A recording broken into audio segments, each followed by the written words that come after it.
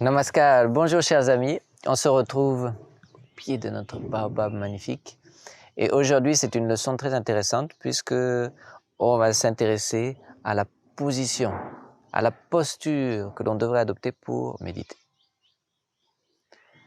Alors vous vous rappelez que la première chose que l'on cherche lors de la méditation c'est de rendre le mental calme. Alors on va s'intéresser à savoir quelle est la posture qui puisse influencer le mental de telle sorte que ce mental devienne calme.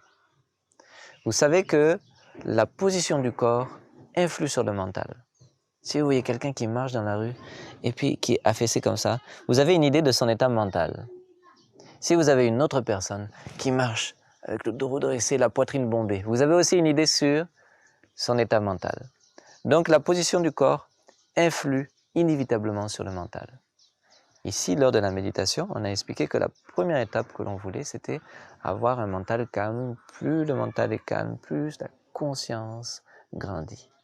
Alors, quelle va être cette position? La première chose que l'on va vouloir, c'est avoir le dos droit, la colonne vertébrale bien droite.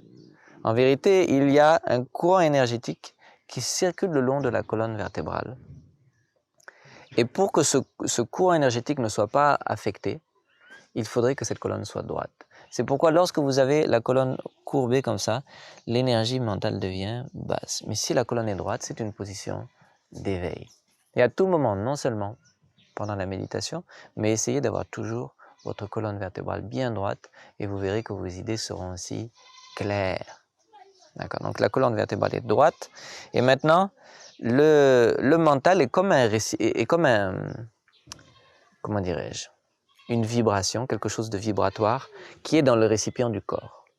Si on devait comparer ce mental par exemple à de l'eau et le corps à ce récipient qui contient l'eau, lorsque ce corps bouge, le mental lui aussi bouge, devient agité. Donc il va falloir stabiliser le corps. Et dans la position de la méditation, on va adopter une posture que l'on appelle la posture idéale, qui est Padma-asana ou la position du lotus. Vous avez dû en entendre parler. Dans cette position, le pied droit vient sur la cuisse gauche et le pied gauche vient sur la cuisse droite dans cette position. Et dans cette position, on va maintenant amener les mains et on va entrecroiser les doigts des mains. Et une alternative, c'est d'entrecroiser les deux index et de poser les paumes l'une sur l'autre. Voilà, les deux sont possibles.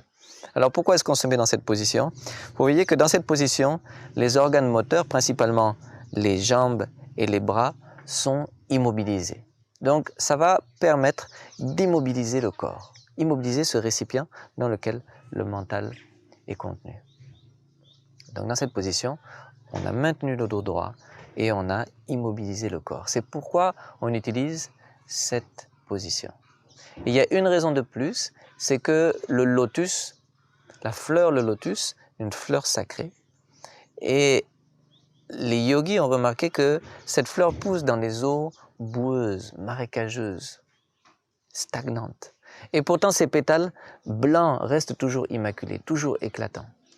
Et on aimerait vivre à l'image du lotus, c'est-à-dire qu'on travaille dans ce monde, dans les difficultés de ce monde, mais notre mental reste toujours inaffecté, pur, brillant, immaculé. C'est pourquoi on l'appelle la position du lotus. Et quand vous vous mettez dans cette position, vous allez remarquer qu'effectivement, les idées qu'entretiennent le mental dans cette position sont en général des idées pures. C'est vraiment une position qui est bénéfique pour le mental.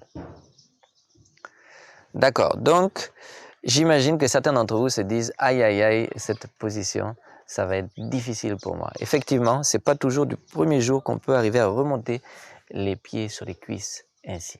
Mais je vais vous proposer deux alternatives. La première, on l'appelle le demi-lotus. On va descendre la jambe gauche par exemple, le pied vient sous la cuisse et nous voilà dans la position du demi-lotus.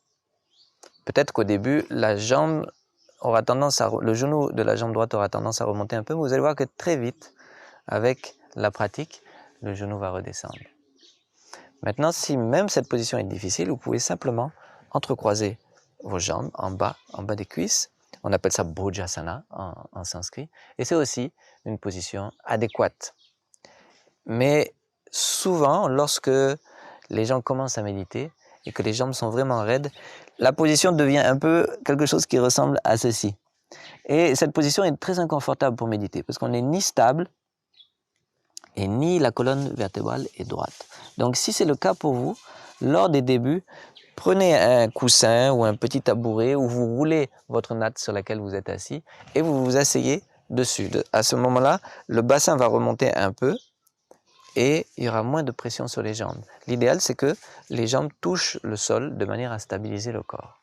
Voilà, donc n'hésitez pas au début de votre pratique à vous donner un appui de manière à être dans une position confortable. Voilà, sinon, au lieu de méditer, vous allez être en train de penser « aïe, aïe, aïe, aïe, aïe, aïe, ça fait mal ». Ça ne va pas être intéressant. D'accord, donc la position du lotus, ou alors la position du demi-lotus, ou alors les jambes entrecroisées, Bojjasana, et les mains aussi entrecroisées. Colonne vertébrale bien droite. Maintenant, il y a encore un dernier truc, une dernière astuce, c'est la langue. On va positionner dans la langue dans un certain mudra, on appelle ça mudra, on appelle cette mudra-là Ketchari Mudra, et la langue va se retourner sur elle-même et venir se coller sur le palais en haut. C'est-à-dire que la partie inférieure de la langue se retrouve maintenant au-dessus et cette partie-là vient se coller sur le palais supérieur. Et vous allez voir que ce mudra-là affecte votre mental aussi, va rendre le mental plus introspectif, moins fougueux. Essayez et constatez par vous-même. Ceux maintenant qui ont des difficultés physiques, peut-être ils ont été opérés du genou, peut-être ils ont des problèmes au niveau des jambes, vous pouvez vous asseoir sur une chaise simplement et puis rester le dos bien droit et ça sera OK. Il n'y aura pas de problème. Je voulais ajouter une chose. On voit souvent dans les livres de yoga ou les magazines de yoga, les gens méditer dans cette position-là. Vous savez, chaque position a sa raison d'être. Et dans des leçons supérieures, on verra qu'on va utiliser d'autres postures. Mais pour cette méthode introductive, je vais vous demander de garder vos mains entrecroisées pour immobiliser votre corps. D'accord? En fait, l'index représente l'ego. Donc, il faut faire attention de ce qu'on fait avec l'index. Aussi, cela influence le mental. D'accord, donc je vais vous laisser pratiquer, je vais vous laisser essayer petit à petit, travailler sur votre souplesse. Plus tard, je donnerai des exercices d'assouplissement, faire un peu de stretching pour aider à acquérir, à arriver à se mettre dans la position du lotus le plus rapidement possible et sans se faire mal. Donc je vous souhaite une très bonne méditation, une très bonne pratique. J'espère que ce cours vous a plu et je vous dis à très bientôt. Merci. Namaskar.